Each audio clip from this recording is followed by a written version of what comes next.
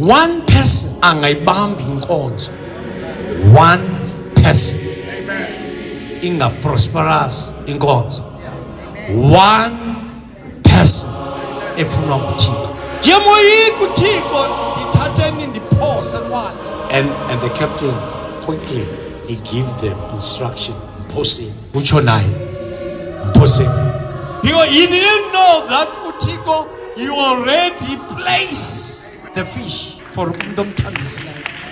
Ngexesha kuthiwa uphoswe, ngexesha kuthiwa kwenzeka into, yazi into yoba was already uThixo selungisile.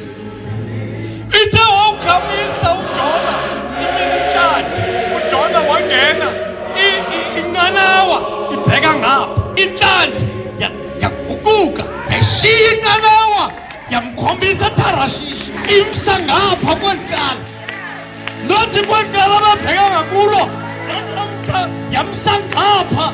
Ithe xa ifika ngapha esenhlanzini umva cebulela uThixo, uthi ndakubulela Thixo ndandilele esuswini senhlanzi, wena Thixo waba kunye nami, wahamba nami. Iyaguquka, iguquka kunye naye ngaphakathi, iyamqinezela, iyambamba, iyamgoba ngaphakathi enhlanzini, kodwa no one bone eyapenetrathayo kuye.